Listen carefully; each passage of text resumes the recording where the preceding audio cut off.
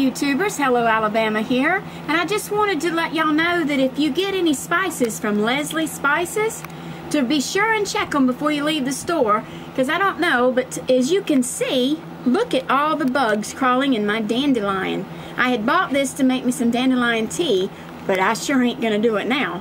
Okay, as you can see, the bag is sealed, as you see the air, and it is full of bugs. And like I said, it's Leslie Spices, and it's dandelion for making teas, and it's made right here in West Palm Beach, Florida.